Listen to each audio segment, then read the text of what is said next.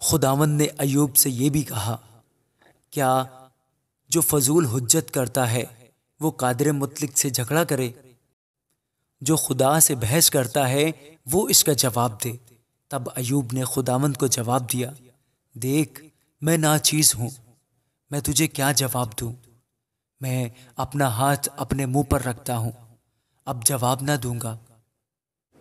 ایک بار میں بول چکا، بلکہ 2 بار، پر اب آگے نہ بڑھوں گا۔ تب خداوند نے ایوب کو بگولے میں سے جواب دیا، مرد کی مانند اب اپنی کمر کس لے، میں تجھ سے سوال کرتا ہوں اور تو مجھے بتا، کیا تو میرے انصاف کو بھی باطل ٹھہرائے گا؟ کیا تو مجھے مجرم ٹھہرائے گا تاکہ خود راست ٹھہرے؟ یا کیا تیرا بازو خدا کا سا ہے، اور کیا تو اس کسی آواز سے گرج سکتا ہے؟ اب اپنے کو شان و شوکت سے آراستہ کر اور عزت و جلال سے ملبس ہو جا،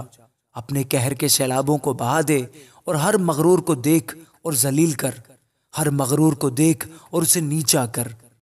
اور شریروں کو جہاں کھڑے ہوں پامال کر دے، ان کو اکٹھا مٹی میں چھپا دے اور اس پوشیدہ مقام میں ان کے منہ باندھ دے۔ تب میں بھی تیرے بارے میں مان لوں گا کہ تیرا ہی داہنا ہاتھ تجھے بچا سکتا ہے۔ اب دریائی گھوڑے کو دیکھ جسے میں نے تیرے ساتھ بنایا، وہ بیل کی طرح گھاس کھاتا ہے، دیکھ اس کی طاقت اس کی کمر میں ہے اور اس کا زور اس کے پیٹ کے پٹھوں میں، وہ اپنی دم کو دیودار کی طرح ہلاتا ہے، اس کی رانوں کی نسیں باہم پیوستہ ہیں، اس کی ہڈیاں پیتل کے نلوں کی طرح ہیں، اس کے اعضاء لوہے کے بینڈوں کی مانند ہیں، وہ خدا کی خاص صنعت ہے، اس کے خالق ہی نے اسے تلوار بخشی ہے، یقیناً ٹیلے اس کے لیے خوراک بہم پہنچاتے ہیں، جہاں میدان کے سب جانور کھیلتے کودتے ہیں، وہ کنول کے درختوں کے نیچے لیٹتا ہے، سرکنڈوں کی آڑ اور دلدل میں، کنول کے درخت اسے اپنے سائے کے نیچے چھپا لیتے ہیں، نالے کی بیدیں اسے گھیر لیتی ہیں،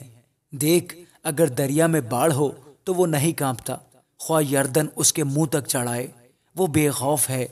جب وہ چوکس ہو تو کیا کوئی اسے پکڑ لے گا یا پھندا لگا کر اس کی ناک کو چھیدے گا؟ آمین۔